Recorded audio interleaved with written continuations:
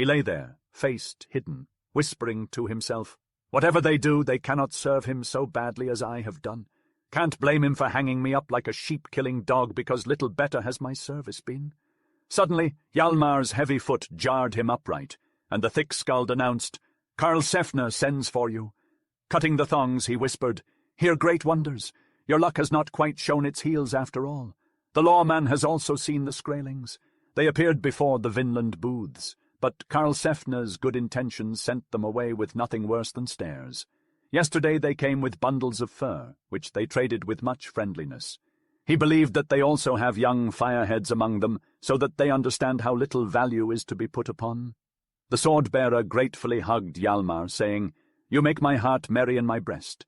It is an exceedingly useful thing for you, but see to it that you bear yourself boldly as a hawk, and keep it all the time before his mind that no real harm has been done," Hjalmar advised. Alrek laughed. "It may be that I would better tell him that he owes me thanks for sending the Skraelings to him." The thick-skulled seriously responded, "That might have no small power," and Alrek laughed again. Grimkel broke in with concern. During all the time that the helmsman was bewailing the evils to come out of such rashness, and Karlsefne was courteously explaining how luck had warded off such evils, the old seaman's weather eye had scanned the sky of his chief's face with deepening gravity. Now his speculations broke out into words. If the lad tries to make light of his misdeeds because fortune smiled on him, the lawman will show him no mercy, he muttered to himself, as he observed the scene unfolding. He was tempted to push through the throngs and offer this advice to the sword-bearer before it was too late, but he knew that time was short. Karlsefne, though dressed in the garb of a farmer, possessed the stern countenance of a just judge. His piercing eyes and firm, chiselled features left no doubt as to his power and authority. Even the sword-bearer, clad in his red cloak and brandishing his staff, felt humbled in the presence of such a figure. "For some time now I have observed you carefully, hoping to see signs of virtue or vices," Karlsefne intoned in his potent voice. "I have held back my judgment, waiting to learn the truth. But now, alas, that truth is revealed. Your misdeeds are as dark as I had feared." The sword-bearer fell to his knees before Karlsefne, his face flush with embarrassment and shame. He could offer no defence for his actions, and knew that the lawman's justice would be unyielding. "They may have been fortunate in their outcome," Karlsefne continued, "but that does not excuse your actions. You know as well as anyone that your deeds merit punishment." The sword-bearer rose to meet Karlsefne's gaze, unflinching in his resolve. "I defer to your judgment, kinsman," he said with a soldier's humility. Karlsefne was taken aback by the youth's calm demeanour. After a pause, he spoke again. "First, I want to hear your own account of what occurred." "I offer no excuse. My anger is well deserved," Alrek spoke solemnly. "However, I must clarify that I did not intend for such an event to occur. My only goal was to gain your trust by searching for the desired information. Had I found the Skraeling where I first looked, I would have followed your orders. Unfortunately, I did not, and in my search I stumbled upon the Skraeling hiding in the dark. The next thing I knew, he was aiming at me, and I reacted by defending myself. Nonetheless, I assure you that I did not mean to impede your plans."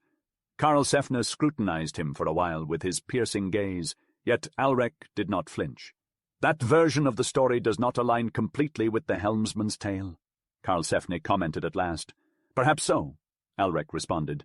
"The helmsman is not privy to the entire situation." The helmsman audibly exhaled in disbelief. Meanwhile, the sailors tried to conceal their amusement with a coughing fit. The lawman, however, weighed Alrek's explanation earnestly. His hands tightly gripped his silver-tipped staff, and his semi-closed eyes shifted to a group of curious boys. For once, the sword-bearer was the least of his concern. "These boys are also causing trouble." He gestured broadly with his staff, turning to the helmsman. "If we release them in such a state, they'll only cause more chaos in the camp. What do you suggest we do with them?" The weathercock shifted his weight impatiently, tired of standing for so long. His thoughts were scrambled, and he craved ale. "They're free-born, so we can't lash at them as they deserve. If they were slaves, I'd have them drowned," he snapped. "Then you wouldn't mind if I offered to take them under my wing?" Karlsefne said in an undertone, and exchanged further words with the helmsman. The helmsman's expression initially registered disbelief, but it transformed into a broad grin. Finally he reached out to grasp Karlsefne's hand. "If you would free me from the 20 plagues that are besetting me, causing me to waste away, I would be as grateful as if you had gifted me with 20 marks of gold," he announced. The lawman then turned his attention to the group of expressionless faces. "This is my proposal to you," he said, "that you split from the rest of the population of Greenlanders and establish yourselves as a unit, erect your own shelter, and select one of your own to rule over you." Initially their countenances were filled with bliss, but their enthusiasm quickly waned, and they looked at him incredulously. Brand spoke for everyone when he timidly inquired, "Is this a retribution?" "This is not a reward," Karlsefne replied, and his sharp gaze momentarily caused the Red One to flinch. "If I didn't believe that it was due to your ignorance that you acted in this way, there would be dire consequences for you. This is how I intend to demonstrate to you why lawfulness is necessary. There is no deceit involved in this. All my commitments will be fulfilled, and more. If you can provide it, you will have your own table. If you can construct it, you will have your own boat. Everything will be comparable to that of men." They believed his pause was the conclusion and erupted into a joyous chorus. "It won't take us long to figure out how to respond to this." However, he lifted his hand to indicate that they must be silent. "Do not respond until you have heard everything in its entirety. To become like men, you must also shoulder men's responsibilities. You must contribute your quota of hunters, fishermen, and farm laborers, and you must contribute your portion of the responsibility for preventing outside foes or internal anarchy. Much as Thorvard, Snorri, and Bjorn answer to me for the actions of their supporters, so must your leader answer for you." "Yes, yes!" they cried out eagerly. He raised his hand again. His deliberate cadence became like tolling bells. "Think carefully. I am not joking. If you agree, I shall take you seriously.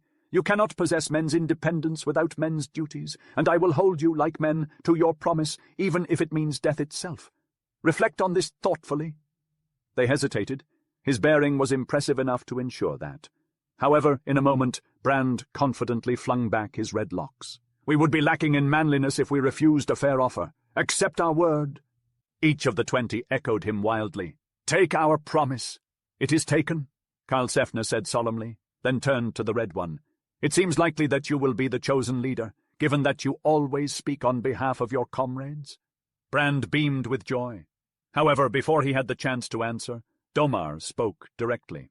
"I do not see what sets Brand above the rest of us Greenlanders. I propose Alrek Ingolfsson."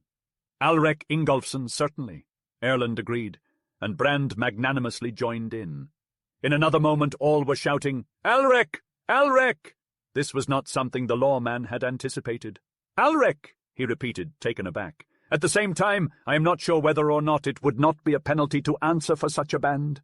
He turned and looked once more at the sword-bearer, who stood waiting for his sentence with folded arms. Perhaps with his mouth set firm and troubled eyes, he looked more similar to his father than ever before. Old Grimkel's attentive gaze saw the lawman's sternness dissolve as Greenland ice in the face of a warm land breeze. Taking a slow step forward, he placed his hands on the square young shoulders and looked long into the brown young face. "Since you left in the spring," he said, "a son was born to me, but I swear to you that I do not love him more than I love you when that expression is on your face, bringing back memories of my brother, my childhood, and the time before our ways parted." His voice softened to a very sombre gentleness. "Given that you did not mean to offend me, I will not accept any offense, and you will take the position of leader and use it to show what nature is within you. All the love and honor that I have waits for you. It will not bring you more pleasure than me if you are strong enough to receive them. Will you accept the challenge?" He reached out his hand, and the sword-bearer grabbed it with both of his hands and looked him directly in the eyes, his eyes glowing with gold. "I accept the challenge, and I thank you from the bottom of my heart," he replied.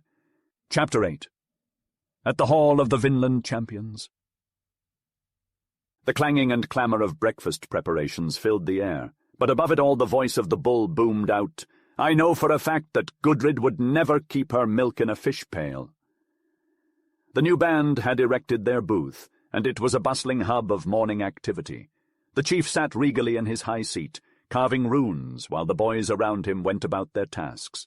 Some laced up their boots, others grumbled their way out of their bunks, and still others exchanged jeers and jokes. Meanwhile the table boys bickered and clattered their bowls and trenchers. The bull, pouring out milk with a sniff of distaste, was interrupted by Brand, the division leader, frowning down at his subordinates. "Gudrid has no say in this house," he said coldly before turning to Olaf and ordering him to shut the door. The bull refused to back down, retorting, "Anyone who eats your cooking knows damn well Gudrid didn't have a hand in it." Erland, distractedly searching for a lost button, sighed wistfully. "Ah, Gudrid. Ever since I ate in her booth, everything else tastes like seaweed." But Brand wasn't having any of it. "Fussers," he sneered. "If you don't like it, go live with Gudrid and her baby. Maybe she'll let you crawl into the cradle with them." He paused to shake his head in disbelief. "Yesterday you all complained because I looked at a dogfight and the bread got a little burned.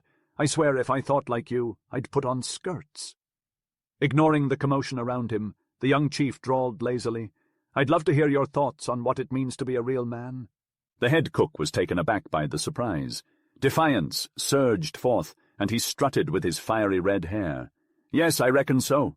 You found fault with the bread despite your Viking training. I believe I'm the sturdiest fellow here." Alrek cut another rune on his stick with his knife, then straightened up deliberately. "Yesterday," he explained, "Karlsefne suggested to the chiefs to select 5 men every week to gather firewood for the camp's exclusive service." A prolonged groan interrupted him.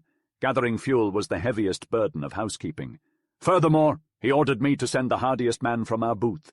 I was thinking of Domar, yet now I see Brand Erlingsson is the man." "Hail to the chief!" yelled strong Domar. Brand's flame of defiance dwindled into a sulk, and the others laughed. "He'll wish he was back working in the kitchen. Chopping trees is the least engaging task. And the weather's so harsh. Wood doesn't last long. Karlsefne still lacks payment.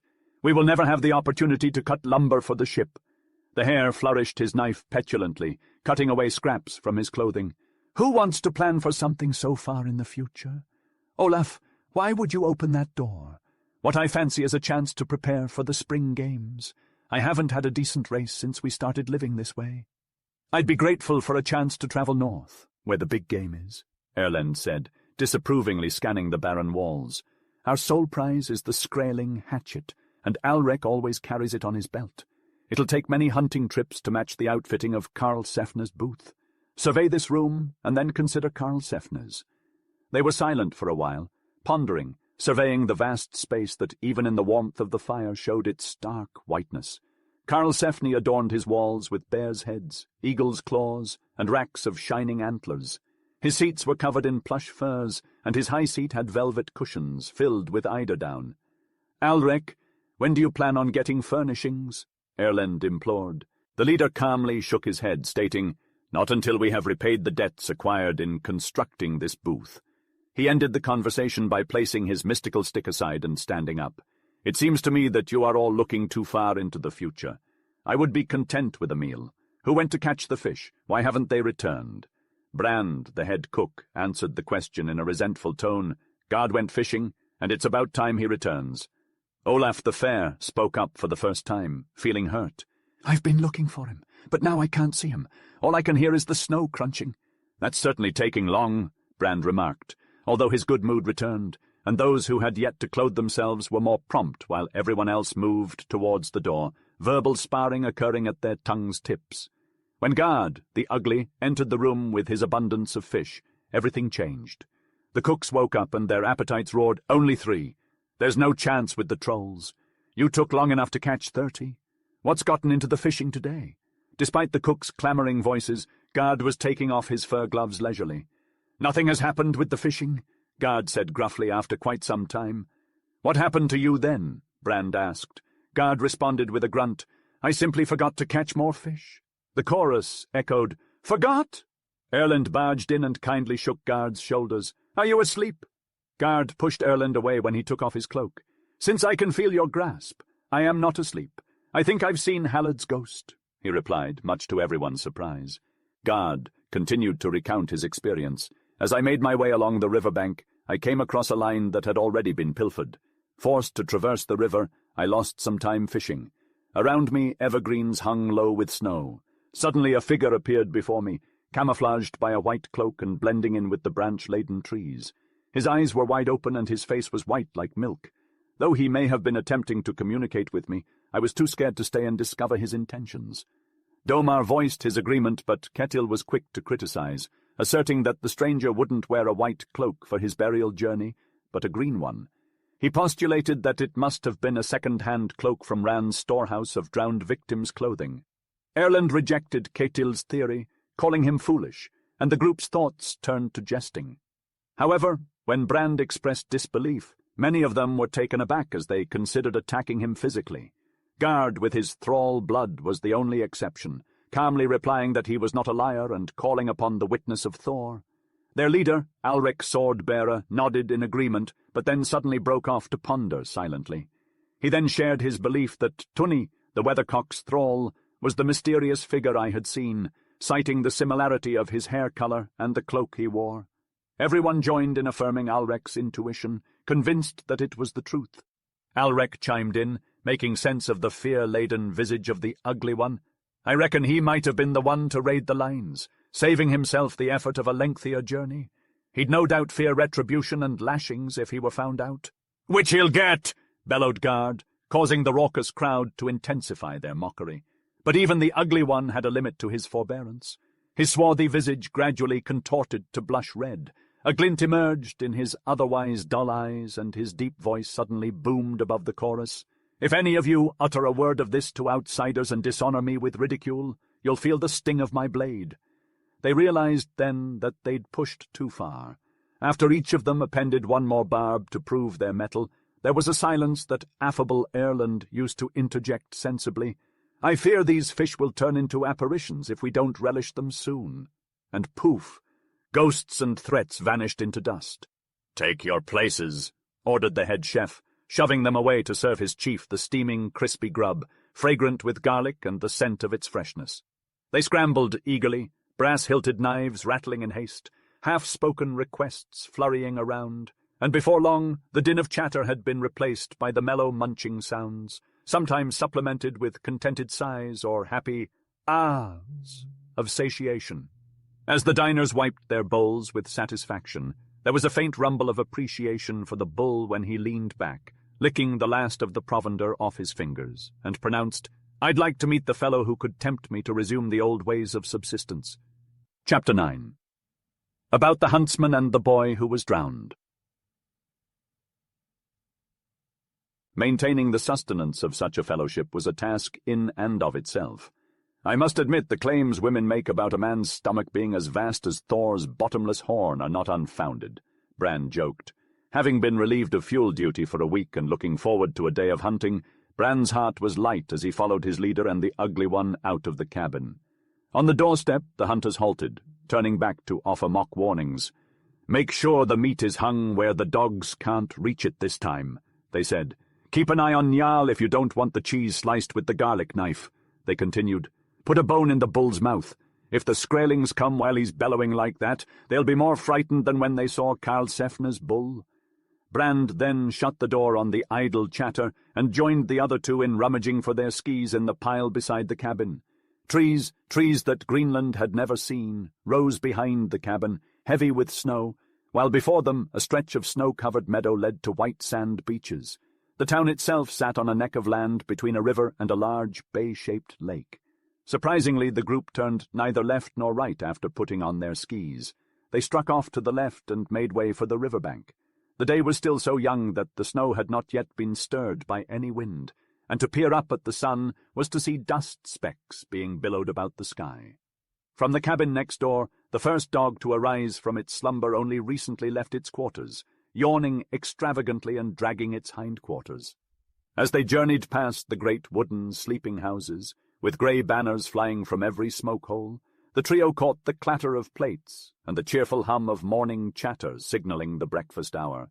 As they journeyed further, they came upon the servants carrying buckets of milk to the dairy, and caught a glimpse of Gudrid herself, briefly standing in the doorway to spur on the milkers. Despite the matronly cap on her head, her youthful and vibrant countenance shone with the freshness of a blooming flower as she smiled at them, carrying her infant son on her hip, as though he were a mere toy. Brand mused pensively. Women are frail creatures, like a rowan tree struggling in the wind. But if they must be, let them be like her. Gard agreed heartily. To dwell in a land with so few women is a boon indeed. It is unknown what Alrek would have said, for they swiftly turned a corner, only to stumble upon Karlsefne. who had returned from a mission to find his beloved hound. Striding out of the snow-buried wood, he looked as though he had stepped out from the most luxurious trading post in all of Norway. His sapphire cloak and silver fur trim glinted in the morning light against his iron-hued beard and hair. His deep-set eyes twinkled with good-natured humour upon seeing the group approach. "I salute the Vinland champions and their leader," he hailed them. "We must be vigilant when youngsters are already on the hunt so early." Straightening himself as if at attention, the sword-bearer replied that young men must work hard to feed their ravenous appetites. "Indeed," the lawman chimed in agreeably, "your household must be tirelessly industrious, O chief. May I trust that my debts do not weigh heavily upon you?" As one, the Vinland champions exchanged longing looks, and their leader paused to ponder his response. He spoke at last. "The fact is, we only have a little time left after obtaining our necessary food and fuel. Since we must spend that time reimbursing you, we are left with no chance to accomplish our own exploits or hunt for skins. Some have found this difficult, but we do not weaken." Karlsefne replied, "Ah, yes, it is an old saying that we must consider our necessities. Let us consider the debt paid. Soon your hands will be full with shipbuilding. I believe that your boat will greatly aid Vinland when it is ready." Their chief gratefully responded, "To let such a matter rest would be of tremendous assistance, Karlsefne. If we do not serve Vinland well, it will not be for lack of trying." Karlsefne replied, "Well said, as I expected from you." They exchanged handshakes with the proper ceremony for dealings between chiefs. After their meeting with the lawman, their dignity gave way to delight as they passed through the grove behind their settlement. Upon reaching the trail zigzagging up the bluff, they cheered and slid down the sparkling track of the river. Although black rifts appeared in the middle of the river, the ice within 100 paces of the shores was solid as rock and smooth as a floor. This was a temptation too great to resist for anyone with red blood in their veins. They began to race through the air, slicing it like swallows. It is impossible to say when they would have stopped if they hadn't seen smoke curling up from behind a low white bank ahead of them. Brand cried out in alarm, "Skraelings!" while Gard exclaimed, "Dwarves!" Alrek raised his eyebrows and inquired, "Dwarves?" Gard admitted that he made the remark in jest, and that the rocks in the area were not big enough to house dwarves. Alrek disagreed, and suspected that the source of the noise was their own hunters. Nonetheless, they decided to investigate and approached the shore stealthily, leaving their skis on the ice. Alrek advised the group to proceed with caution and be courteous towards the strangers, presuming that they were Skraelings. Brand refused to take off his skis and attempted to creep up to the bank, but struggled with his 6-foot runners and nearly fell over. Upon listening to the voices, they realized that the strangers spoke Norse, and recognized the voice of Fast the Fat, a Greenlander. The conversation simply revolved around hunting and trading, which bored the eavesdroppers. However, when the third voice mentioned a secret and the huntsman's name, Brand's footgear made a snap upon contact with a bush, alerting the group to the presence of Thorhall. He snarled, "Prying again?" with such malice in his small eyes that Gard instinctively began shaping runes against charm spells, and Alrek's voice grew fiercely swift as though he was being challenged. If a man wants privacy and still finds himself pried on, he must be doing something wicked in his council hall, Alrek retorted. "We suspected smoke from a Skraeling cook fire and crept up to see." The huntsman's anger slowly turned into disdain as he returned his knife back into its case. If a man in the wilderness can't escape the meddling of fools, what would he not have to endure in camp? There seemed to be no satisfying answer to that, and as the huntsman waited for them to leave, they didn't have any reasonable excuse to stay. They could only try to move away and mutter scathing comments to each other, while they felt his eyes on their backs like knife blades. "It has something to do with that bag of his," one of them said. "He's trying to lure more fools to accompany him south. If he thinks the weathercock will lend him another boat, only the scum will listen to him. I wonder if Ali and the fat one were ashamed to show themselves. Let's turn around suddenly when we get to this bend and see if they're still watching us." They agreed and reached the bend, but as they turned, they were in for a surprise. Though they would have sworn they felt the huntsman's gaze on them, neither he nor his followers were anywhere to be seen. As they stood staring, Gard let out a muffled cry and pointed in another direction, toward the middle of the stream. Through a gap in the ice less than 20 steps away, 2 claw-like hands were reaching up. As the trio watched, a head followed, covered with carrot-yellow hair that clung in soggy droplets all over its face. Finally, a figure in a white cloak raised itself over the edge of the ice and stood before them. No one could predict if it would retreat or advance, yet without hesitation Gard took off at a swift pace up the river, yelling, "Halad!" The rest followed closely behind as they rushed into the forest. Navigating through the trees proved more challenging, forcing the group to slow their pace before Alrek caught up. "We're being foolish," he said, out of breath. "Halad means us no harm." Gard didn't waste a breath, crowing, "You can't say it's Tunny now." "It's Halad," the Red One gasped. "If only we could cut off his head and bury it beneath his feet." The Ugly One shook his head. "Drowned men who return are said to have been well received, but Halad doesn't look like he was. Always wanting something different from what he had," Brand added with a snort. "Regardless, Halad won't cause trouble," Alrek said. "Those who are unruly in life are the ones who cause trouble after death. Halad had less spirit than a tame goat when he was alive. We were foolish to run." Gard muttered bits of rare resentment, but not loud enough for their leader to hear. Instead, the sword-bearer calmly wondered about the kind of game that lived in this part of the country, strolling away toward the open space. The others settled down, ready to talk over their last adventure while waiting for the sword-bearer. As soon as they did, his whistle called them back to their feet. He was discovered kneeling by a trench-like path, examining with his bare hands the snow that had fallen back into it. "If this were a 5-day journey north, I would declare them elk tracks," he declared. "Last winter, Snorri of Iceland shot many of them up there that he thought greatly superior to any we have in Norway. I would give my head for another elk hunt." He remained fixated on the trail with a happy look, causing the two Greenlanders to express envy that they had never observed an elk. "You'll find it to be a game when you do," the sword-bearer reassured them. Then he exited his reverie and stood up, once again Alrek the chief, short and determined. "However, they can hardly be anything other than deer tracks, and they were made this morning. Finding tracks is easier done than determining their origins, as sighting land across drift ice is one thing, and landing on it is another. However, we'll have poor luck if we can't obtain our meat from them." Instinctively, they once again followed his lead, straightening up as he rose and turning their runners in the direction he faced. Certainly the snow couldn't be in better shape, Brand tacitly confirmed, reassuring himself that the quiver at his back was safe.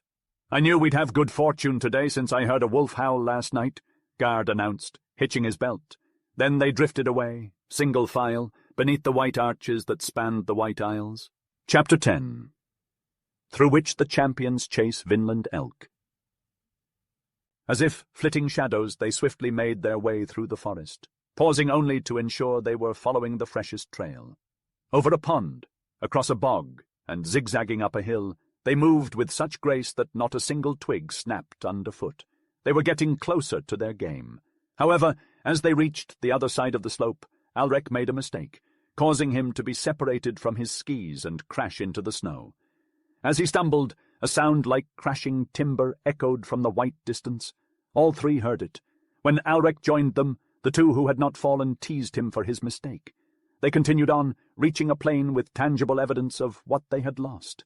Despite the setback, they pressed forward and found a new trail. Alrek discovered it and ran off like a hare, with the others following suit. The Vinland trees bore witness to their exhilarating ski running.